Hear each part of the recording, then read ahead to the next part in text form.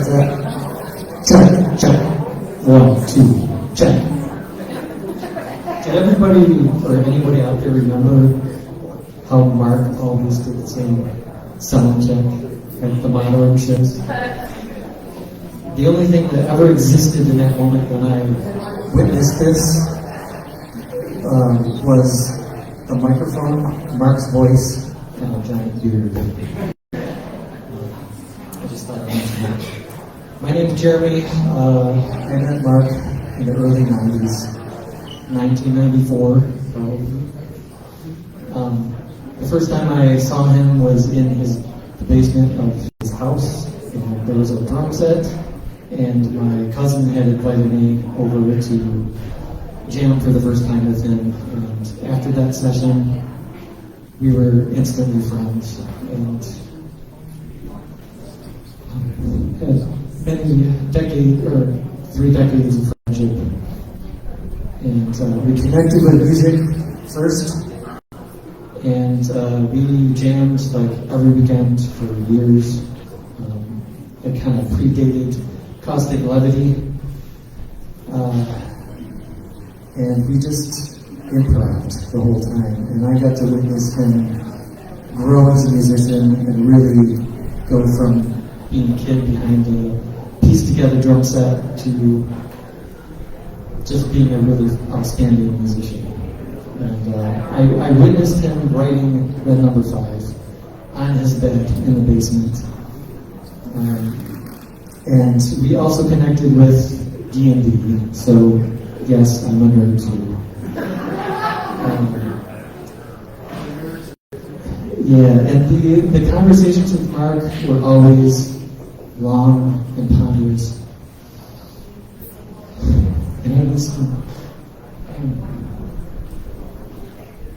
I remember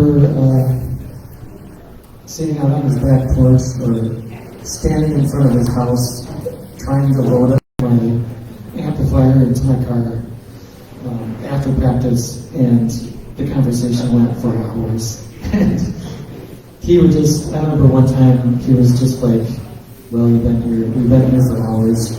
You want to come in for a sandwich? How can I say no to that? That's just kind of how our friendship was. We'd play music, we would play D&D, we would talk about D&D, and if we weren't talking about D&D, we were emailing about D&D, or designing something about D&D, all D&D stuff. And that went on for years and years. We actually tried to design a game together, and that is when I discovered just how deep the rabbit hole went for his intelligence and complexity of his mind. I have hundreds of emails that are just ridiculously detailed and complex. I'm a detail-oriented person, but Mark wasn't on this level. And those were good times.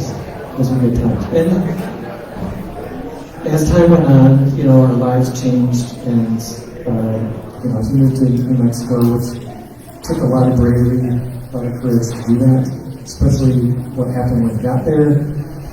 But we were able to connect online and play role-playing games for years, and I chose that language. So, and he was always there. Anytime I ran a game, he was there.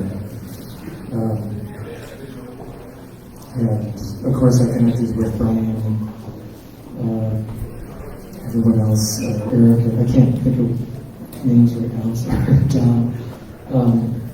And it was just a really good time. So I have a bunch of notes, but how can I put into words what I can't really say with words? When I was kind of looking at what I wanted to say, I just realized how interconnected my life was with him.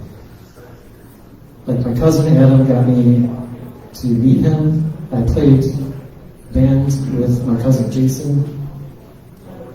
And my cousin Ethan played in the band Mod Orange. And then my brother-in-law Eric played in Mod Orange. It keeps going on now. So we are very interconnected. with our lives, even though it wasn't really present at the time. Something that I thought about. I feel like he's like a tree. You know, he spread these roots out, and he made friends so easily everywhere in all aspects of his life. He just put those roots out, and we're all interconnected to him. Mark was just a genuinely good, honest, generous, sincere, talented, and intelligent human being. He was also a very dedicated friend. So a few things that came to mind when I was putting this together, what I was going to say is that for myself, and maybe this is something that you've come to as well, is that always pay attention to those around you. If they're having trouble, even if there's somebody that you don't know well, reach out. Because even that can be helpful to somebody who's going through tough times. Number 2, take time to have long, meandering conversations with people you care about. It's very meaningful, and it's something that our community did a lot. Number 3, get more hugs. And I'm not talking about the fingertip hugs or the bro hugs. I'm talking about a Mark hug, which is full heart-to-heart holding hug. Everyone needs that, and even the tough guys out there who think they don't need it probably need it more than anybody else. So if you need one of those, come see me. And it's all a good thing. Number 4, and last one. If there's something that needs to be put in alphabetical order, make sure you put it in alphabetical order. Make sure you spell your words correctly and use the right grammar and pronunciations. Mark corrected me all the time.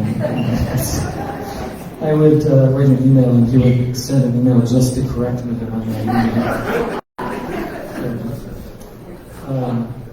There's just so much to say about Mark. I could be wrong, but there was something that I discovered in the process of, after his passing, that I found. I don't know if he's a Doctor Who fan. I don't think he is, but I found this, and it really struck me, and I wanted to share that. So